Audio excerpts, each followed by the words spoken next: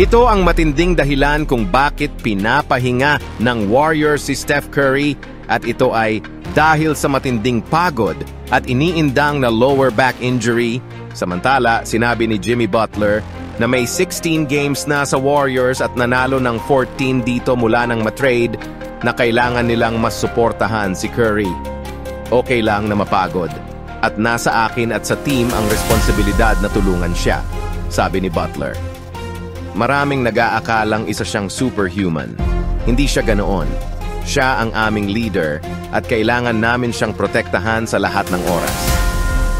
Bago tayo magpatuloy, kung bago kayo sa channel, huwag kalimutang mag-like at subscribe para sa mga bagong videos. Magpatuloy na tayo. Pwedeng matalo ng sunod-sunod ang Golden State Warriors matapos ibunyag ng kanilang coach ang desisyon tungkol kay Steph Curry na kasalukuyang pagod na pagod. Si Curry ay may iniindang lower back injury. Sobra ang trabaho ni Steph Curry ngayong NBA season.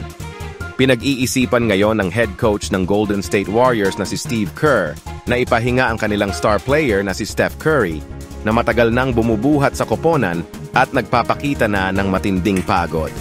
Si Curry ay may lower back strain na nakaapekto sa kanyang laro noong huling laban nila kontra sa Denver Nuggets. Kahit na nakapagtala siya ng 20 puntos at 7 assists, nagkaroon siya ng 7 turnovers at hirap sa kanyang 3-point shooting dahilan ng pagkatalo ng Warriors. Balak ni Kerr na kumonsulta sa Vice President of Player Health and Performance ng team upang alamin kung dapat bang ipahinga si Curry sa mga susunod na laro. Pinag-aaralan na ni Warriors head coach Steve Kerr ang posibilidad na ipahinga ang kanyang star player sa mga susunod na laban.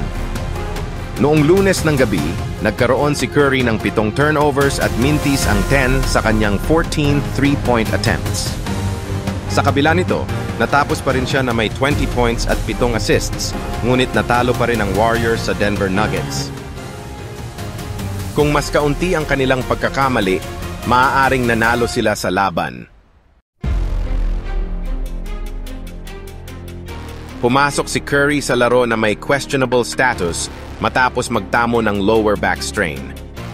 Ngayon, iniisip ni Kerr na ilagay muna siya sa bench upang mapangalagaan ang kanyang injury. Pagod siya, sabi ni Kerr. Matagal nang binubuhat ni Steph ang team. Kamangha-mangha siya, pero kita mo na pagod na siya. Kailangan nating bigyan siya ng pahinga. Makikita mo lang sa kilos niya, wala siyang sapat na enerhiya ngayon. Sinabi ni Curry na nagsimula siyang makaramdam ng pananakit sa likod noong Huwebes bago niya naipasok ang kanyang ika-4,000 na career 3-pointer sa panalo laban sa Sacramento Kings. Ayos lang ako, sabi ni Curry matapos tawagin siyang pagod ni Kerr. Siyempre, hindi maganda ang kanyang nilaro kaya susubukan naming alamin kung bakit. Karamihan sa turnovers ko, puro maling desisyon buong gabi, pero nagkaroon ako ng magandang takbo bago ito, sabi ni Curry. Inaasahan mo na magkakaroon ng consistency, pero kung hindi ito mangyari, nagiging palaisipan ito.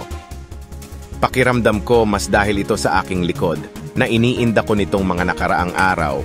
Titingnan ko kung paano ito tutugon bukas, pero sa kabuuan, pakiramdam ko okay naman ako. Ito ang sabi ni Steph.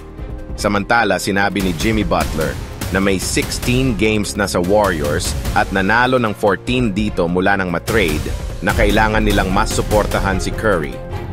Okay lang na mapagod at nasa akin at sa team ang responsibilidad na tulungan siya, sabi ni Butler. Maraming nag-aakalang isa siyang superhuman. Hindi siya ganoon. Siya ang aming leader at kailangan namin siyang protektahan sa lahat ng oras. Salamat sa panonood. Kung nagustuhan nyo ang video, huwag kalimutang mag-like at subscribe para sa mga bagong videos. God bless sa lahat.